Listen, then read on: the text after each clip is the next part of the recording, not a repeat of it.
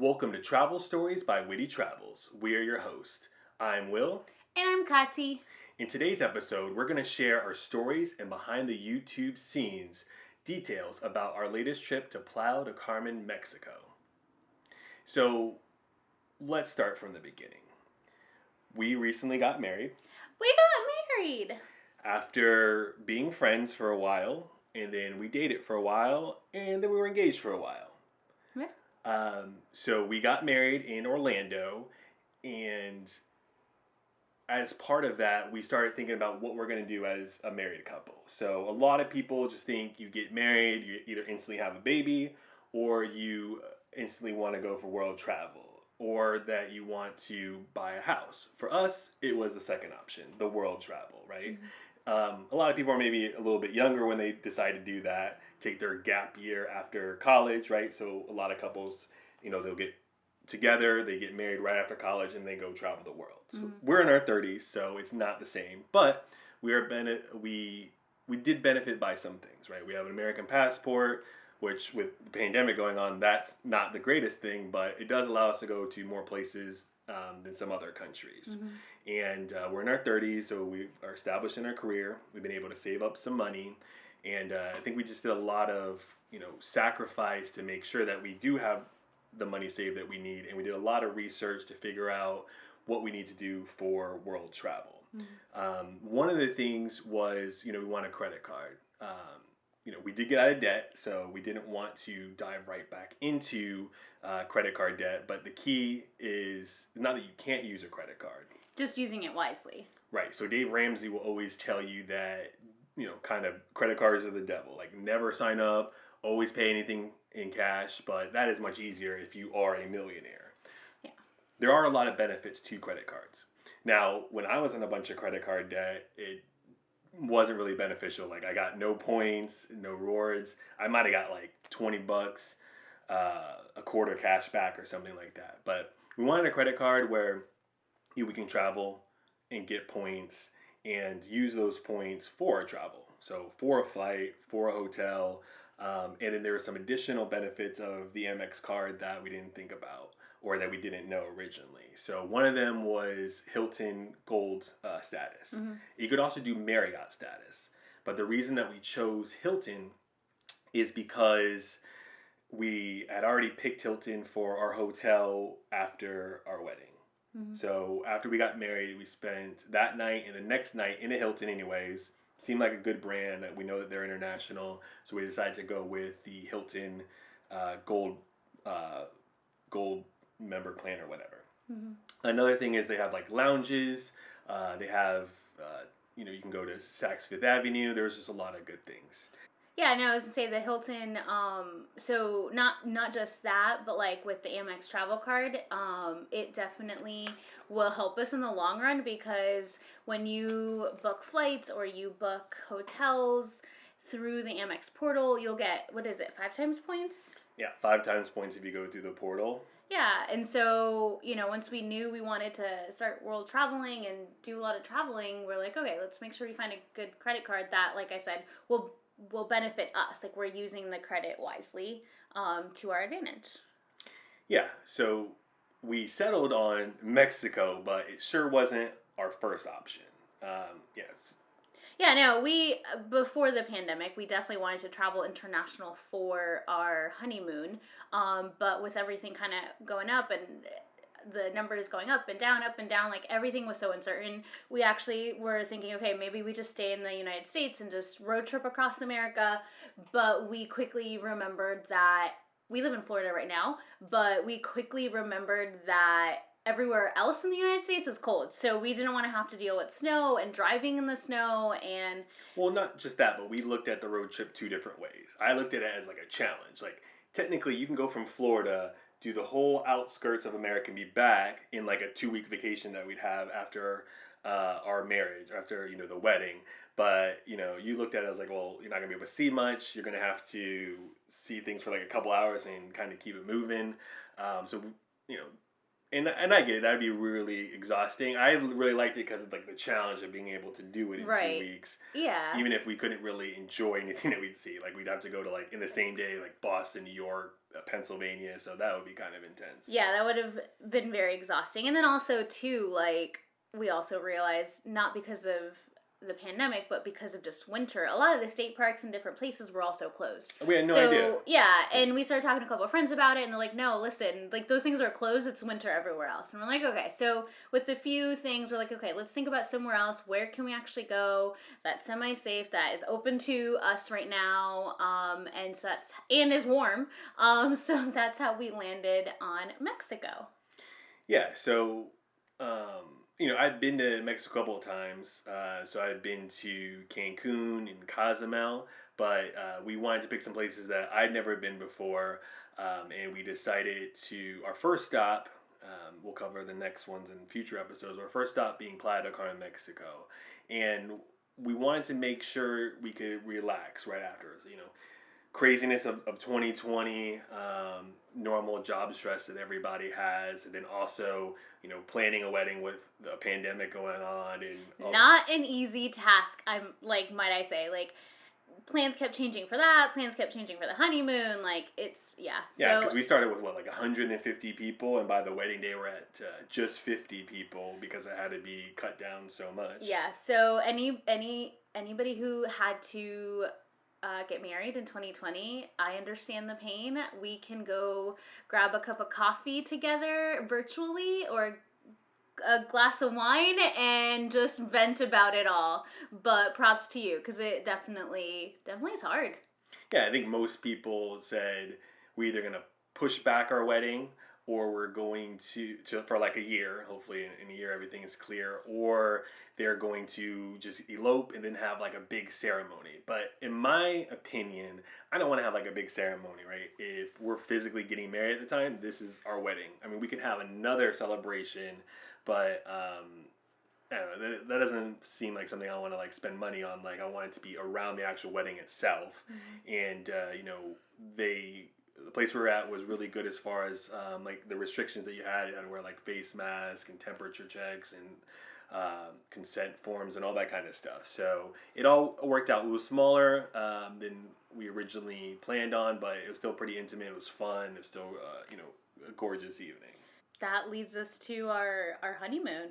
Yeah, so after spending 2 nights at the Hilton in Orlando, then we came back to South Florida and then flew out to Playa del Carmen. So the main airport in that general region is Cancun International. So Playa del Carmen does not have its own. So you fly into Playa del Carmen, and it was actually a pretty smooth flight. I would say, we've flown a couple of times, not too much recently, especially not this year, but it was a pretty smooth flight. Like the landing was where there was no bumps. Yeah. Like everyone was applauding when we landed. I've actually never been had a landing that was that smooth without any sort of like rocking or anything like that. We did sit by the wings of the plane, and they say that that's pretty smooth too, and you don't feel a lot of turbulence, you don't feel a lot of landing.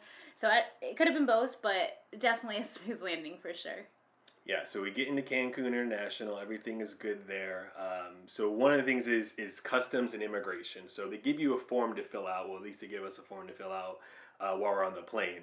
And we're like, hey, do you have a pen? And like, no, we don't have a pen. So I think we eventually found one somewhere, but we just made sure like with our pouch with our passport and our credit cards and stuff like that, we made sure that we had like pens in there too, so that we could fill out any sort of customs forms in the future. And we filled all that out, and it looked like the bottom. So sometimes if you're like filling out like I don't know, like a job application or other kind of release, they say like the bottom section is for the employee or the organization, and that's what it looked like because it was the same kind of information. But we went to the customs counter, and they said no, you have to fill out the whole thing, and it's like, well, why? So I guess part of it stayed with them, and then we took the other part. And then so yeah, I would definitely say have a pen with you. Fill out the entire form, even if you don't think that you have to do the customs, and then through immigration. So we didn't have anything to declare. We didn't have anything to hide. So we went to there's a place where you can declare things that you're bringing in, and there's a place where if you don't have anything to declare, they just scan your bag again, and then you're good to go. So that got us through customs, and then that got us through immigration. And then we went through all that, and then it's like kind of everything you hear about some like really touristy places, whether you're getting off a cruise or whether you're getting off of a plane, where you're walking through an airport or a bus station, and like everyone's trying to sell you everything. And it's unfortunate because I think, you want to think that everyone's trying to just help you and guide you in the right direction, which we'll definitely talk about in future episodes, but that's not always the case. But yeah, they're like, oh, we have a taxi here or a bus here. But we knew that was kind of going to happen, and we wanted to make sure that it wasn't that big of a deal, or we weren't like stressed about that. So we went and bought our bus tickets early. Or so we thought. So, Will did his research and he figured out like what were the best ways to get from the airport to our hotel in Playa del Carmen, and he found out that the ADO or ADO bus transportation company was a good one. Like there were a lot of good reviews, and that was like kind of the local transportation that most people use there. And so we looked on it online, and I was in charge of buying those bus tickets. And so I don't know what happened. Like I was on the ADO bus website, and I might have accidentally clicked something else, and it took me to another bus station. I don't know, but I ended up buying bus tickets that were non-existent, I guess, because we got there and we're looking for our bus, which was called, what was it? I mean, it was the ADO bus is what we were looking for, but then on your receipt it said like Cancun Auto Buses. Right. And we kept seeing like almost all the transportation said like CAB, or there actually was one that was called like CAB, but it wasn't those words. And we're like Cancun Auto Buses, and we're like, oh, that's an acronym for like cab. And we just kept asking people about that company, and nobody knew about it. We went back into the airport so we can connect to the Wi-Fi, and we looked up on our Amex like credit card rec portal to see like maybe there was another name for it, and it said like ELE Tourism. Yeah, so then we're like, maybe that company's out there. Couldn't find either one of those, and I'm sorry. So we wasted probably like 20 to 30 minutes trying to find it, and we couldn't. So we just decided, okay, we're just gonna cut our losses, because it wasn't too much. I think it was like $30 for those tickets. So we're like, okay, well, let's head back inside to the ADO bus counter and actually get tickets from ADO to the hotel. And so we went back in and purchased those, and they gave us like the slip, and it tells us like what section outside to go to, like what number, not stall, but like parking area that the bus was going to come to. And so I think we had like about a 40-minute wait. And so we went out there and we got to that stop, and we saw a bus come in for Cancun, and finally our bus came so we can head to our hotel. Yeah, so it's probably similar to if someone's on YouTube and then an ad suddenly shows up, they click out to it, it takes them to that, or like on a website with some sort of ad. So that's probably what happened there. But yeah, so I don't mind spending money. I just hate wasting it, and it wasn't that much money, and it just kind of stinks because we thought that we're good. We checked the credit card, we checked the Amex. We didn't get like completely scammed where they keep charging things to our card or anything like that. So we're only out $30. But we eventually went back. I'm glad that we did the research to at least know the company that we wanted, even if it wasn't the company that we got the first time. So we got onto the bus, and we did check our bags there, right? And they gave us like a ticket. Yeah, so because like ADO has a few different kinds of buses, which we'll talk about that later, but this one, because it's coming from the airport, they have a section underneath that you can put your luggage in. So we put our luggage in there, and the attendant like tagged it with some receipt things, like, yeah, basically, like a if you're checking your bags, they put the one of the tags around the strap of the suitcase handle, and then they give you the receipt to go pick up your bag later. Yeah. Same kind of thing for the bus, which is pretty safe and how it should be, where you can't get your bag unless you give them kind of the receipt and the proof that is your bag. Yeah. So we did that. We checked our bags in, and then we got onto the bus. It seemed like everybody was just, it was a free for all. You could sit wherever, so we chose some seats. But on our way to Playa del Carmen, it made a couple other stops to pick up some other people. Right there in the airport, it made a couple other stops, like at the other terminals. Yeah, right? so let's paint the scene a little bit there, right? So we get off of the airplane, we go through customs integrations, and then we go through this like big long lobby where it's like kind of like a food court kind of area where there's people on both sides, and then you go through one set of sliding glass doors, and there's still some additional people, and that's where the ADO, the proper ADO thing was. And then you go out that way, and then you're basically outside. So then there's a bunch of like overhead pavilions, and then I think there was a restaurant, and there's a whole bunch of different like people in different uniforms where they're also trying to sell you tours. It's like three different stages and levels of people trying to sell you tours. But then when we finally got the right tickets, we saw that the big red ADO bus pull up. There's also like a big black bus for like another kind of tour company or another kind of hotel. So yeah, we loaded everything under the bus area. So they lifted up the gate and we could put our stuff in there. And then we finally get onto the bus with our tickets. So I think it's like big, long, like CVS kind of receipts that they'll scan and you get on. But yeah, I mean, they give you assigned seats, but then yeah, exactly, nobody takes them. Even when we got on, they said, "Oh, it doesn't really matter where you go," right? So, but yeah, we found out throughout the trip that it would be better if everyone was just in their assigned seat, and because it was weird, because we were sitting down and in our seats, and then how they have like the overhead above it, just like like on a bus, obviously, but also like on an airplane. So I put my sweater into the overhead area, so it's not locked. So there's no door, there's no barrier. It's just kind of sitting there. And this lady just starts like playing with my like sweater and stuff like that. I'm like, I don't want you just messing with my things. Now I think you said it's because she was trying to look at the seat numbers to try to find her seat. Yeah. But still, like, don't touch people's things. Like you could be like, what seat are you in, or like look at the things around you. Just like get your hands off of my stuff. Like this is not. Yeah, I don't know if she was trying to like do that to kind of signal, hey, you're in my seat, but we definitely didn't catch that. So yeah, she could have said in either English or Spanish, and we would have understood her. She didn't communicate anything, just maybe passive aggressively try to dirty up my sweater with her dirty hands. But yeah, we got on the bus, and how long was that trip? It was maybe about an hour. I think it was an hour. Yeah.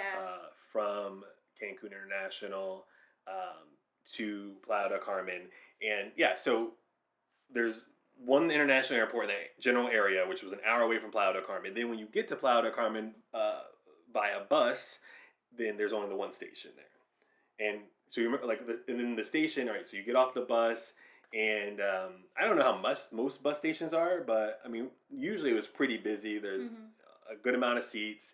They did have some sectioning off for like social distancing and things like that. But yeah, one of the things that that everyone in their travel videos will tell you get a SIM card so that you have data.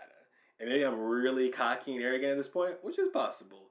But I just think if you plan ahead, you can mostly get around that, right? So our goal is never to stay in like a hostel where we don't know if there's going to be internet. It's either going to be in Airbnbs or in hotels, especially at like a Hilton or a Mine. We would never run out of internet. But so we kind of go by the motto here of no Wi-Fi, no problem. Yeah. Because we had the Wi-Fi at the airport, so we can kind of check in on things. We had the Wi-Fi when we actually arrived at the bus station to check on things. Not maybe the fastest, but not very slow. And kind of one of the key is as you want to tell them about like Google Maps, how that works with like the offline? Yeah, so before we go to locations, you can look up on Google Maps the locations you're going to. You can kind of create, okay, I need to get from here to here, and once you have that general area, you can actually download that section of the map, and it saves to your phone, and you can look at it when you're not connected to anything. And even surprisingly at times, like, even though I didn't download a map per se, there were other times during our trips where I just opened up Google Maps and it showed us where we were at. So yeah, so that was good to know. But we definitely, pre-downloaded that section of like, okay, how do you get to the bus? How do you get from the bus station to our hotel? You can also look at landmarks. So yes, we downloaded the map, but we looked up different landmarks to see, okay, the names of the roads, And then if you come out, let's say you have to go to 44th Street, okay, the street before that is either 43rd or 42nd. So you got to make sure you're going the right direction. But on top of that, we made sure to look for landmarks like a bank, or in this case, it was a mall with a few stores, like Americanized stores, and the Mac makeup store. So we knew that, we had to look for that landmark to get to the hotel. But getting to the hotel was also very interesting. Tell them about the roads. Yeah, so the roads were a problem, and it wasn't like it was just like red brick. It was like maybe like a white brick or like cement kind of bricks, but it was very patchy as to where the brick paved road was in comparison to the level of dirt under it, or the dirt mounds, or the random construction caterpillar type equipment in the middle of the road. So you're basically walking down the main street, right? So one road over would be the road to the beach, which is all kind of downhill, all rocky. But then it looks like they're trying to renovate this road that takes you to some of the more popular hotels. And yeah, it's kind of like, if you're playing, Tetris, you have one side that's kind of filled out with some like holes or whatever, and then like one side where, you just have like one row of bricks and there's a big gap. So there's a lot of maybe jumping that you'd have to do, or at least big steps that you'd have to do. Definitely recommend working on your lunges Yeah. or your jumping ability if you're gonna do it. At one point, I literally had to balance on a plank. It was connecting, and I don't even remember, but they literally put like a piece of plank wood, and you had to like walk across it, and so it was a mess, and it was really hard. And I mean, that's one of the reasons why we chose the luggage that we chose, which we're just traveling with backpacks. We don't have suitcases. We don't have so our backpacks are the size of a carry-on, but they literally just go on our backs, like no wheels, no nothing. Because imagine trying to get through all of that with a rolling luggage or like a rolling carry-on. That's a complete mess. So yeah. Yeah, so we got the e-bags, which is a brand that I had previously as my work bag, but these are the e-bags, I think, called the mother load size, so extra room. And so what we had to do for the airplanes is, because our bags were too big, especially with all the tech equipment that we travel with, is we have a day bag. Remember the name of the day bag? Yeah, it's a Tortuga day bag. I don't remember which specific like name it is. I can link that in the description below. But it's the newer one that they have. It's made out of like sail, like the material they make sails out of. So it's waterproof on top of that, which is great.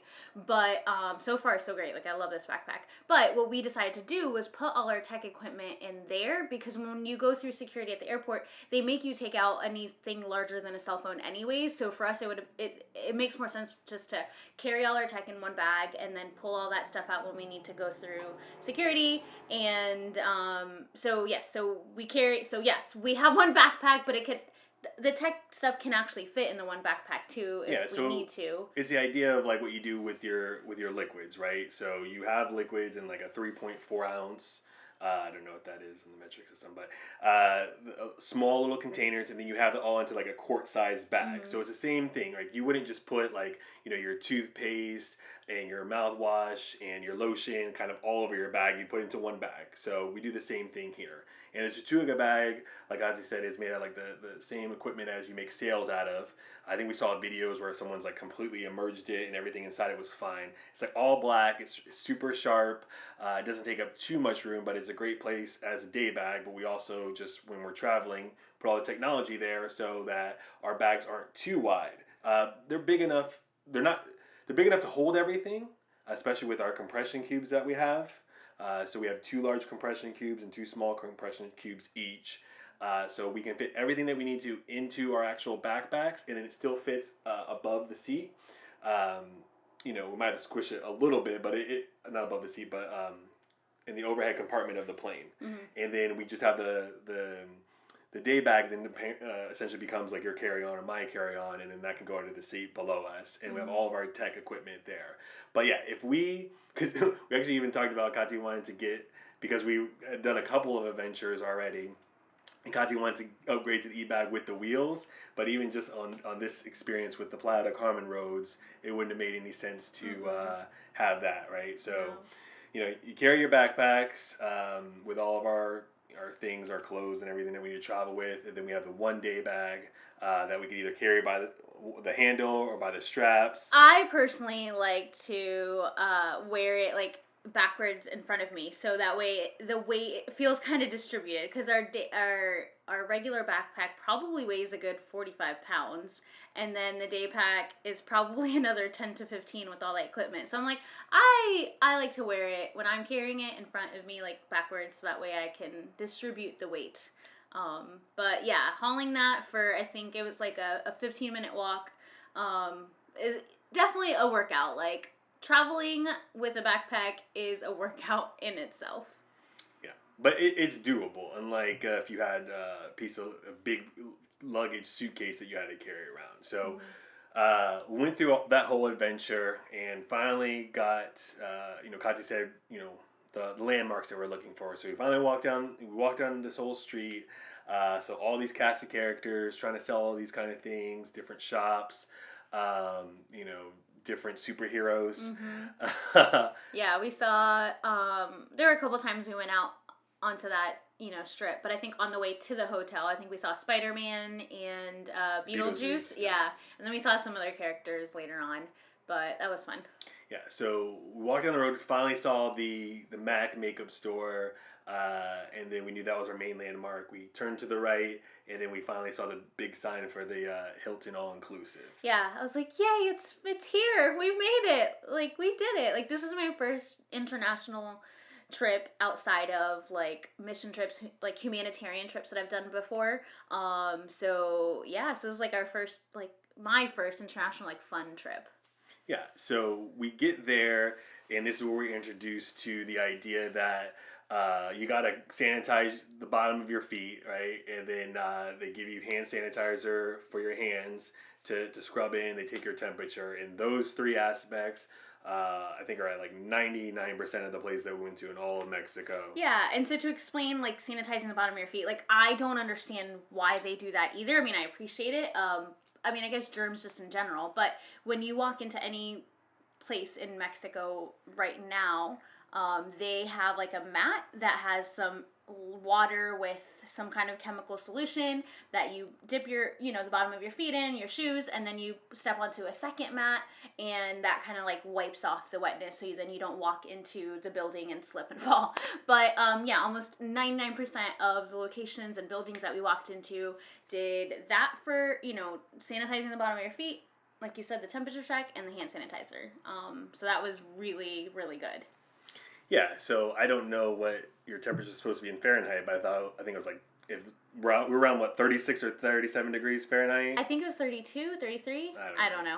So yeah, but whatever the equivalent it is. Something, I don't know. Yeah, obviously on days when you're walking all around, you're going to be a little bit hotter, but nothing, thank God, any sort of fever or anything like that. But it's good to know that, you're not checking anything on your feet, your hands are sanitized, and you have a low temperature before you're going into any of the establishments. So that made us feel a lot better. So then we finally got into the Hilton. Yeah, we did. They do that at the very beginning, and then they ask us, kind of our names, because they're going to send out somebody to. Was it to get our stuff, or just like they essentially just wanted us to like check in so that then we can go to check in ourselves? Yeah, I'm not, maybe just to confirm that the room was ready. I'm not sure, but he like radioed our, your name to someone, and it just kind of kept going down the path, and then we walked in, and yeah. So these are like hidden rooms. So we walk into this lobby, you can see the whole lobby area where they got some like bars and things like that. It's a little bit of a step down, but then to the left and to the right, there are like these hidden rooms where, and then they kind of just, as you go up to them, they, big like sliding glass, but I couldn't really even tell that they were rooms at first sight. Right, like it was, so think of a sliding glass door, but with a like opaque, yeah, kind of like it's a garage door, but it would go like left to right instead of up and down. And it has like a picture, like it's painted as part of the wall. It's really like a hidden wall that opened up. So that's where we went in to go check in. Yeah, so we went in, checked in, and then at that point they had like some spa packages. Yeah. So we got that like a discount, so that was Yeah. super relaxing with everything going on. Again, our honeymoon, so we had to splurge a little. Yeah, I mean, this is the most bougie experience that will have in our entire travels. But for it being our honeymoon, we just wanted to not have to worry about like going out and getting any food. We wanted to make sure that we could relax after all the stress that was 2020 and planning your wedding and everything else going on. Yeah. So we got those deals, and we took advantage of the spa package. We did like the next day. Yeah, so I think we booked it that day, but I think we did the second day we were there, which was good. Yeah, and these rooms are pretty cool. I think they had a couple of different options. You could have like a swim up room, or you could have. And by that meaning like you have your own private little pool. I mean, not private because the room next to you will have it too, but these sectioned off little pools that you can literally walk out of your porch and go right into the water. And these pools were separate than the main pool, and then like they had a secondary main pool. Yeah, there's a big like mega pool where they have like a swim up bar and like a bar that's right outside of it that you can go to. They also had like a lot of entertainment and games out there. They had like I guess some cabanas, and then also kind of lounge chairs that were on the ground, and lounge chairs are a little bit sunk into the water itself. Those were my favorite, yes. And this pool was closer to the beach. Like you could actually go from the pool to the beach and vice versa. So that was on that side of the hotel. And then they had a little bit of a smaller, secluded pool, but it was still like open to everybody on the other side of the campus, I guess you could say, the resort. And that one tended to not have as many people because I think by like 1 o'clock in the afternoon, the sunlight was like, most of the pool was shaded, and so people really probably didn't want to go sit in cold water. But we liked it because we were trying to, stay away from a bunch of people as possible. So those two big pools, and then like you were saying, the rooms, there was multiple versions of rooms. That was one of the options for a room, not the one we chose. What are the rooms? So yeah, there's that, and then like you could just look over the beach and maybe just look over the pool. I think we got one that was supposed to be like looking over the beach, but you had to go out into the balcony, and then you kind of had to like look around to see the beach itself. Our view was basically of the Panama Jack Resort. Which is cool. They had like a really cool like antique car outside, but it wasn't like the most amazing view. Yeah. But it was still pretty cool. Yeah. We did face the side of the sunset, which was cool. So, there were a couple nights where we walked out to our balcony to watch the sunset there. And one night we flew the drone out there. So, yeah, it was still fun. Mm-hmm. And then what's probably the main interesting feature of the room, you would say? The fact that we had a jacuzzi, like, in the room. Like, not in the bathroom, but, like, in the room. So we had our king-size bed and a little, like, seated couch area. Obviously, the porch area. But right before you stepped out onto the porch, we had an in-suite jacuzzi. So we definitely used that to relax a couple times. But the first time you tried to turn it on, it wasn't, like... Yeah, so there are like different versions of the jets. I mean, it's one button, but you have like a slow and a powerful version. So it automatically hits the powerful version. Or I don't know if later on I think I needed to fill up the jacuzzi a little bit more, and then the jets wouldn't have gone crazy. But the first time I turned on the jets, it's like shot the water across the jacuzzi, like splashed up on the wall a bit. It's fine. It's just water, But yeah, it was definitely my favorite part of our hotel room. And one part that I found interesting is kind of when you get room service. So you walk in, you have your card or whatever, no problem. And then right to the left, immediately to the left, there's like a brown like trap door, and then you could open that up. Now, I don't know what this is for. I thought that it was like if they do drop off room service to you, that they put it in there, like not kind of like how Amazon knocks on your door. And instead of you having to go out and leave your food on the ground in front of you, that you'd have to go into this little trap door area and get it. But when we did get room service, they brought it into our hotel room. And then I thought, all right, well, maybe that's where you leave the stuff when you're done with it. And then left it there. There's like a switch. We flip the switch and like put a light on, so I thought they may check that and see to take it. Like our room service was in there for like at least a day or whatever, so I don't really know what that was for, but they do have like a little room little area where you could open it up, and then you could open it up from the outside as well. I mean, there's locks on both sides, but I don't know what was supposed to be there. Eventually, they took it away with the room service, but I don't know what those were supposed to be for. Yeah.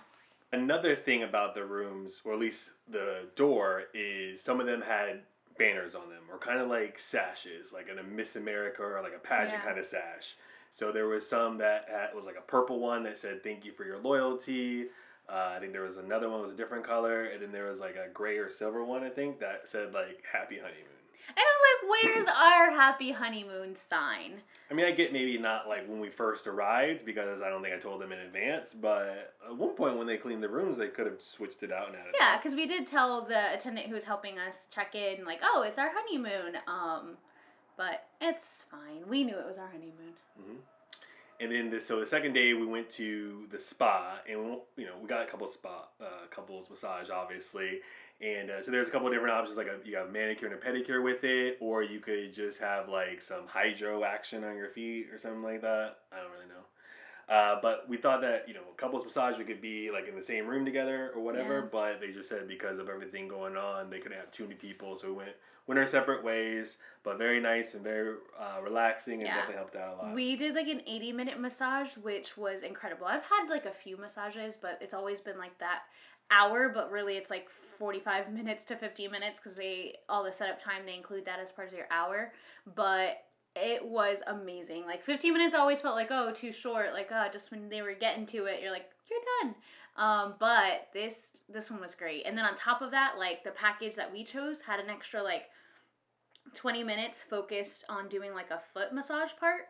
And we knew we were going to be doing a lot of walking, so we're like, yes, please massage our feet. So it was amazing. They had all these like fantastic smelling oils. A good amount of like spa music in the background. I definitely was completely relaxed after that massage. Best massage I've ever had. Yeah, really good job there. So we did that, and then the next morning, or one of the mornings, we even woke up extra early to see the sunrise. Yeah, so we went out to see the sunrise. I absolutely love the water. I love the beach. I love the sun. Like, I love anything that seems artistic. And so we went out to see the sunrise. We brought out the GoPro, so we did a time lapse on that. And it was fun. It was a beautiful morning. Like, the clouds were perfect. The sun rose. Seagulls were flying everywhere. Yeah, it was a beautiful sunrise. Yeah, and then we talked about our trip into town, or into the to the hotel, but then we actually did spend some time. I know it's all inclusive, right? So you had entertainment. Usually it was at about the same time, like at about 7 p.m. Eastern Standard Time, which is the same time we go to dinner every night. So we just see like the tail end or the very beginning of the entertainment. They had the poolside entertainment, like I said, with like the games and stuff like that. But it was all included, like, your food. So there's a couple of different, like, restaurants, and then also drinks and all that kind of stuff that was included. I'm sure they had like bingo. They had like a gym that you had access to. Yeah. Which we definitely started using towards the end of our trip, because again, all inclusive. So we wanted to get our money's worth from our paid trip. So we ate a lot and we drank a lot and ate a lot of desserts. So towards the end of the few days there, we're like, okay, let's start working out. Let's go check out that gym. So we started, doing a little yoga each morning, and then we went down to the gym and did our workout, and then we went and had breakfast, and then we went back to the room with our coffee and did our little devotionals. And so it just kind of set this routine, and we really liked it. So we're like, yeah, let's kind of keep this going as we travel, just to make sure we get like our mind and our body and our spirit like all aligned and just ready for whatever adventures that day holds. So I really liked that routine for us. I think it's a good routine. But we still were in Playa del Carmen, which is a major city in Mexico. We wanted to still see what the town had. So we did venture out, and it was cool because when you get checked in for the all-inclusive, they know it's you because they'll constantly ask your room number. Like, even during a meal, they ask you a couple of different times. But in addition to that, they did give you, like, a bracelet, right? So it's like a white bracelet. It says Hilton, and then we'll have, like, a number for you on the other side. Yeah. So, when you do leave, they do cut that off. But while you're there, you have a bracelet the whole time, and you walk out to the town. So, yeah, so it's a mixture of just probably seeing your bracelet and knowing that where you're walking from is going to be the Hilton. But one of the street merchants, if you will, said, "Oh, hey, remember me? I'm the waiter from the Hilton." And I, for a second, thought, I'm like, wait, do I know him? Like, is he? And then we walked by another, like, merchant, and he's like, no, he can tell you're at the Hilton because of your bracelet. And we're like, oh, okay. So, But then he goes and says, "Oh no, don't believe him. He's not really the Hilton waiter.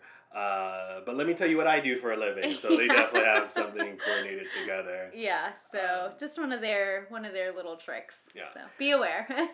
Yeah. So yeah, there was like some construction, but we're always talking about kind of going off of the beaten path. It doesn't have to be like 20-minute walk or anything like that. Usually it's just like the main street over because people are so afraid to go off like the main tourist road. Mm-hmm. So we went one street over and we got like some margaritas and we got some like fish tacos. Mm-hmm. And that was really, really good, really delicious. Well, we need to explain why. Yes, we wanted to go venture out into just a little strip, the little town, but there were a couple things we needed. So we didn't bring sunscreen. How do you go to Mexico and know you're going to be at the beach and not bring sunscreen? I don't know. But it was in our favor because if we would have had to bring sunscreen, it would have been a small bottle. And you only have so many liquids that you can bring anyway. So we need to get some sunscreen. And again, you're in a touristy area. So sunscreen at the resort was like $24, $23 or something like that. Then we looked at a couple stores on the main road once we stepped out of the hotel, and they were like $16 a bottle. And so we did what Will said, and we went off like just one road over, and we found a little pharmacy, and it ends up being $12 or $11, I think, a bottle of sunscreen, which is normal, I guess, for here. And so while we did that, we're like, oh, let's see if we can find some like food out here, because although the food at the hotel was, pretty decent, like it wasn't authentic Mexican, and so we really wanted to eat some authentic Mexican food, and so, like you said, we got some fish tacos and the guacamole, and it was very, very delicious. Yeah. And so that was one of our trips out to the town. We also had to take a second trip out to the town because I had this whole fiasco with my MacBook. So right before we got married, my MacBook screen just started freaking out. It seems like there was probably like a loose wire and it was glitching, and so I dropped it off at the Mac store, and I wasn't supposed to get it until like after our wedding, and long story short, I ended up getting it right before we left for our trip. And so they had to like, wipe it all, and I had to reinstart it, like re-add the backup stuff to the Mac, and I didn't realize you needed to connect to internet for that. And so we were one of the nights at the hotel, and I'm like, oh, let me, start up the laptop, let me get it working. And yes, we had Wi-Fi at the Hilton, but with the Hilton, in order to connect to the Wi-Fi, you had to put like, it pops up as a web browser, and you have to type in your room number and your last name. So when you have a brand new laptop, there is no web browser to type in. And so I'm like, what in the whole wide world? And so I'm like, okay, I searched for if there was like a Mac store nearby. I actually did the Mac, online chatting, and they said there was a affiliate store. So we went to the Mac store mainly so I can connect to their internet to be able to, update and restart my computer. And it seemed like it was going to take a long time, so I kind of asked the Genius Bar people there, and they actually wanted to charge me $50 to do all of that. And I'm like, basically for their time. I'm like, no, it's fine. We'll spend an hour here and do it ourselves. It's not that big a deal. So we spent about an hour. No, I think it ended up being like 2 hours because the internet was really slow. But we spent about 2 hours at the Mac store getting my Mac fixed, which is fine. Like, what is it? You don't want to waste time, but Yeah, I mean, similar to like the money, right? Like, I don't mind spending time on it. I just don't want to waste time. Like, I would have been more upset if we would have spent like an hour there and not got it fixed, and then wait to the next town and spend another hour there. Let's just get it like all done in one fell swoop, right? And yeah, they're like, oh, $50. They'll definitely leave it with us because they don't want to spend time. Little they know, we're on vacation. Our time wasn't that valuable. Yeah, so we're like, we have nothing else to It's do. like, if you're not going to It's kick us out of the fine. store and let us just hang out, loiter here for 2 or 3 hours, use your Wi-Fi, I don't care. And I will say I personally loved that because spending that 2 hours there finally convinced my wonderful husband to get a MacBook. So he recently got a MacBook Air. I'm so excited for him. Yeah, so we'll talk about all that in a future episode. But yeah, Kazi's laptop got fixed, and they were able to explore the mall area a little bit there. Yeah, and so on the way back to the hotel, we kind of ran into some people that were dressed up, not as comic book characters, but as like Mayan, native people. And so that was fun to see. We took some pictures with them. We obviously were going to give them some tip, even though they asked for it, but we were going to do it. Because we just wanted to take their picture, and they're like, no, come take a picture with us, and all this kind of stuff. Yeah, take selfies, and yeah, it was fun, and we did that, and so we're like, but we need to get change, and so we're like, let's go into the store to get change, and they literally followed us to the store so we can get change from our pesos to be able to give them some tips. Anyways, that was crazy, but it was got racketeered. Fun. Yeah, it was fun. So kind of going down the street, we also saw some like folk dancers out there one time doing their dance right next to construction. Again, crazy, but yeah. And they had like the mariachi dancers, or not dancers, but like playing different instruments. She was doing her folk dancing with her very long, flowy, vibrant, colorful dress, and on a construction site, basically. Yeah, it was awesome. So the last topic that we want to talk about is the food. Yeah. We're on all-inclusive, so tons of food to be had. But we did have a favorite restaurant there. Yeah, our favorite restaurant was called Pelicanos, and it was actually the restaurant that was closest to the water. So not only did it have yummy food, but it was also a great view. And some of the foods that we got there, I think our top 3 were the salmon ceviche, absolutely delicious. I don't like ceviche, and I also I like salmon, but I don't think it's my favorite fish. But the combination of those two things, I guess 2 negatives made a positive. Yeah, it was really, really good. That was delicious. And then we had these amazing tuna burgers, not like ahi, right? But it was almost like it was like a burger. Because even asked you if you wanted it to be medium or what. It was almost like.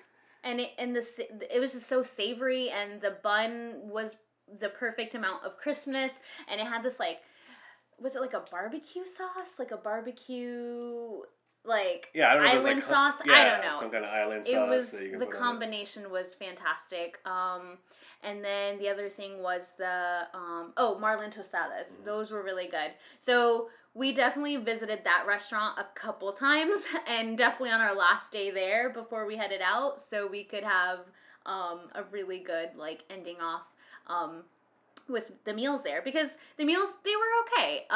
Like I said before, it just wasn't authentic Mexican food. It was very Americanized.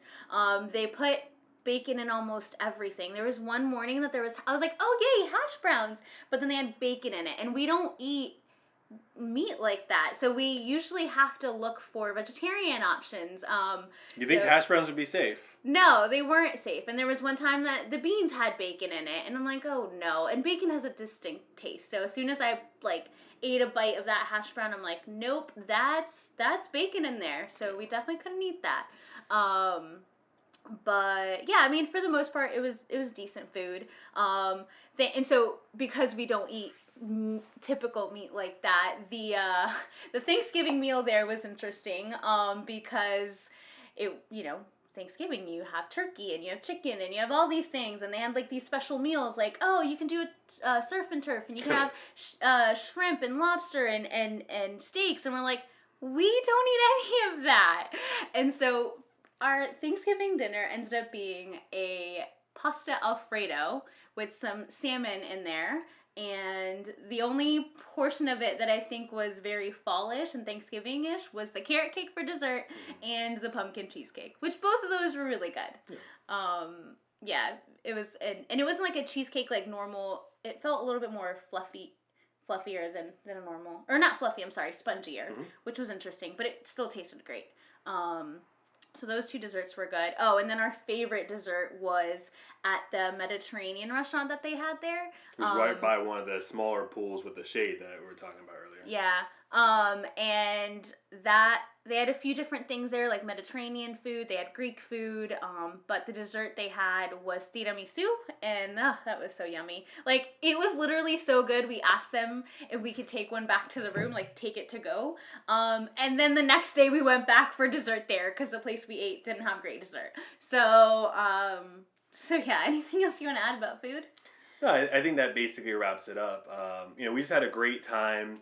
Obviously, we have our YouTube videos where we'll show you the highlights and try to edit it together as much as possible, but we don't get to go into the details. So that's why we also wanted to have this second episode that week of like a podcast to tell you more, and like we said, behind the YouTube scenes and give you more details. Yeah. So really hope that you enjoyed this episode. You could also find us. We're basically everywhere. We're on Facebook, Snapchat, Pinterest, TikTok. We're on LinkedIn. Yeah. Instagram. That's a big one. Yeah. So you'll see those racketeering native pictures on there as well. Yeah. I had a good time with this. Yeah, this was our first podcast, and it was a blast. I hope you guys enjoyed it, and hopefully you'll tune back into the next podcast, which will be about our part 2 of Mexico. Mexico ended up being 3 parts. We went to 3 different cities. So in the next one, we go inland a little bit and we do some adventuring and really get a real taste of Mexico. And I think the second part of our trip, out of the 3 parts, was definitely my favorite. So tune in for the next episode because it will be a fun one. Yeah, but thank you for watching on YouTube or listening to this on your preferred podcast provider. And until next time, what could possibly be next?